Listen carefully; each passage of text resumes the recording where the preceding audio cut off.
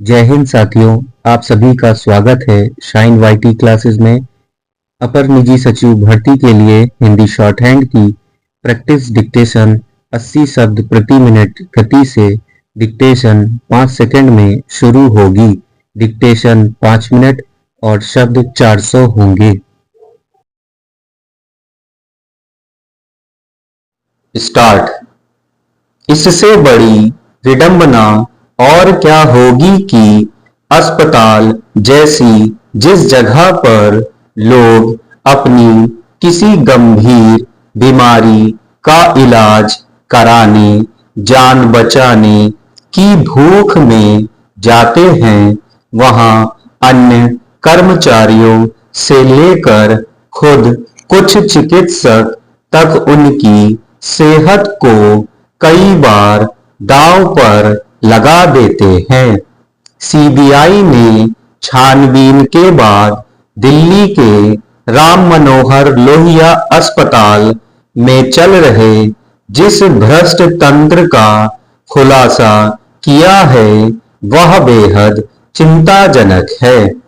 गौरतलब है कि इस अस्पताल के 2 चिकित्सकों सहित 11 लोगों को गिरफ्तार किया गया है, जो एक और रिश्वत के बदले वहां कुछ खास कंपनियों के उत्पाद के कारोबार को बढ़ावा दे रहे थे।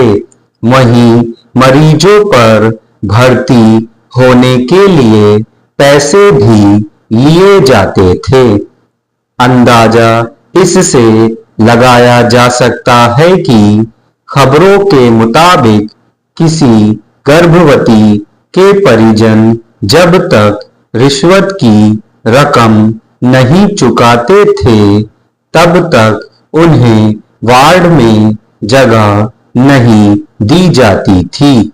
मरीजों और उनके परिजनों को धमकाने के भी आरोप हैं।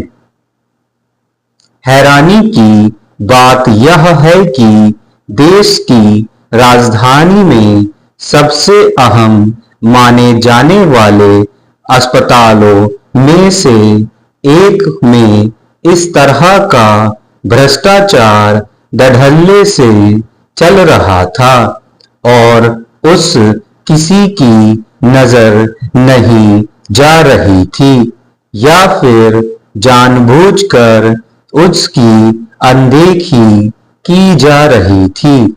माना जाता है कि देश की राजधानी होने के नाते दिल्ली में चिकित्सा व्यवस्था की तस्वीर चाक चौबंद होगी और यहाँ इस तरह के भ्रष्टाचार के गुंजाइश नहीं बन सकती।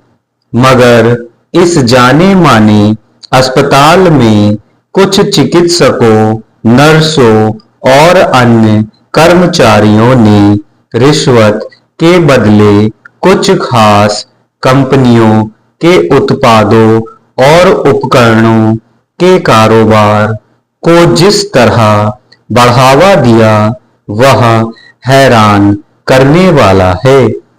सवाल है कि इस भ्रष्टाचार को खुद अस्पताल के तंत्र के भीतर या फिर सरकार के संबंधित महकमों की नजर और फिर कार्रवाई के दायरे में आने में इतना वक्त कैसे लग गया। चिकित्सा उपकरणों की आपूर्ति और उनके उपयोग पर नजर रखने के लिए क्या वहां कोई व्यवस्था नहीं है? अगर है तो कुछ खास कंपनियों के सामानों पर लगातार मेहरबान होने पर किसी को शक क्यों नहीं हुआ? अगर मरीजों से गलत तरीके से पैसे वसूले जाते थे या फिर कुछ खास ब्रांड के उत्पाद ही लेने पर मजबूर किया जाता था, तो यह इतनी देर से पकड़ में क्यों आया? जाहिर है भ्रष्टाचार का यह दुष्चक्र अस्पताल के कुछ डॉक्टर और अधिकारियों या कर्मचारियों की मिलीभगत के बिना नहीं चल रहा होगा। यह छिपा तथ्य नहीं है कि कई बार मरीजों को कुछ डॉक्टर गैर जरूरी दवाइयां लेने की सलाह भी देते हैं। स्टॉप।